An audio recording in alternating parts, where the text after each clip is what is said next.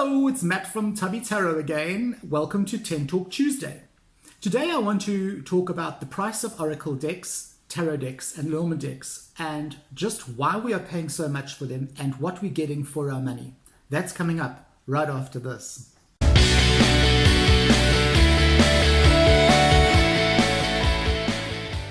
Hi, welcome back. Okay, so as you know, I live in South Africa, and in South Africa we don't have people who create tarot decks, oracle decks, anything like that. And so all the decks that I have to buy, they are imported. Now, in South Africa, they are regarded as books.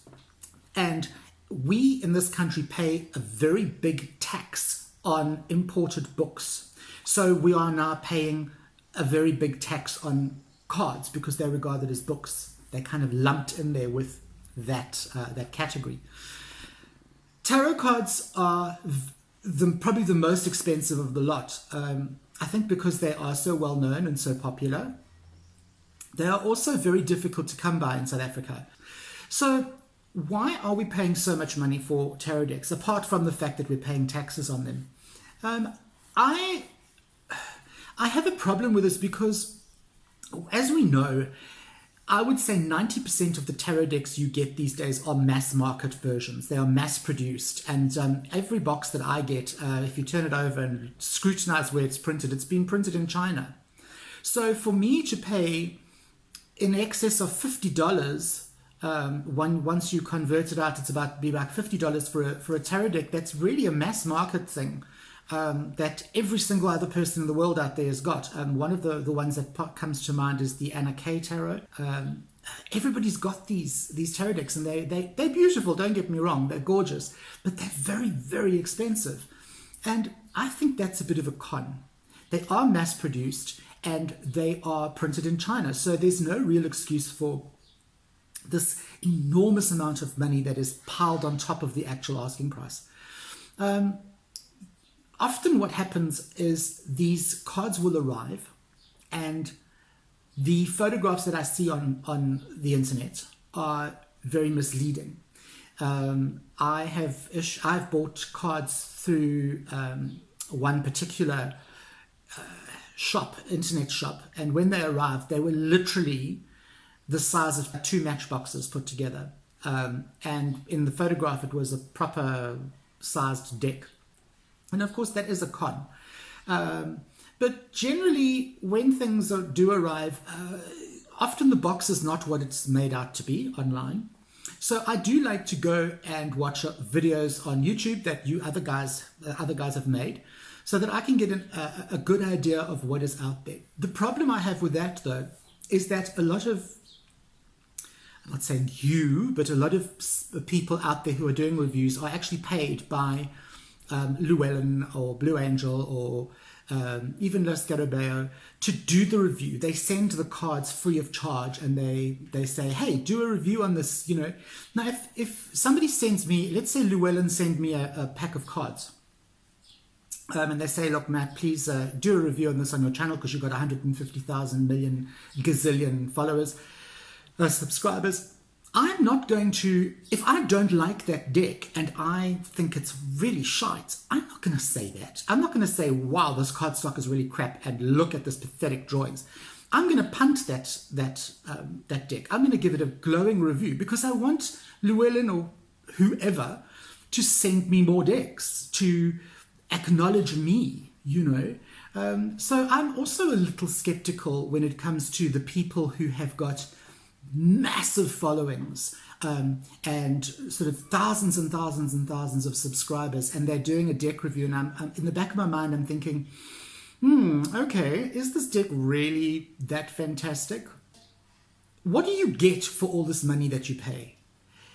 Often you get a load of shit, because I have seen tarot decks that are massively overpriced, $60 for a set and a deck, and I look at it online and I think, oh my God, what could possibly warrant that kind of money? Over 1,000 South African rand for a deck. And I look at the pictures and I think, but those are hideous hideous. It makes no sense. And yet you're being charged literally an arm and a leg. I'd have to sell a kidney to be able to afford that. The other thing that pees me off is if I look at a deck and the box of the deck is absolutely beautiful, absolutely gorgeous. And I look at the back of the deck, and the back of the deck is absolutely wonderful. It's amazing. And then I look at the actual deck itself. I look at the front of the cards and I think, oh, what were they thinking? How can you have such an exquisite box, such beautiful, clever backing, and then you have these crap cards? So a word to any aspiring card creators, make sure that the box, the back, and the front of the cards all kind of stand up to that kind of scrutiny. The other thing that I have a problem with is when I pay an enormous amount of money and the box arrives, the cards arrive in a shitty little box. Now, I have done a review of the Anna K Tarot, and it is one of my favorite decks. I love it. I love the funny squished little faces of the characters. And I just love the deck. There's nothing wrong with the deck itself. I can't think of one single thing. It's the right size. It's the right colors. It's just gorgeous. The only thing I absolutely feel completely cheated about is the box. It is probably one of the worst boxes that a kit has come in, where a kit, for those who don't know, is where you get the cards and the major book, the whole big book together, not just that little white book. That would be called a kit. And you obviously pay a lot more money for that. And then it arrives in this shite box. I mean, that box that the Anna K comes in is shocking. I have a thing about tuck boxes. I really don't like them. But I know what I'm getting. If a card says it comes in a tuck box, I know what I'm getting. So I must be honest with you, when I get a kit, a beautiful a deck of cards, I expect it to be in a beautiful hard enough, those knock boxes. Le Scarabeo is a company that produce decks, and they actually have improved their boxes. They used to only give tuck boxes, and I see now they're actually sending out boxes that are really awesome.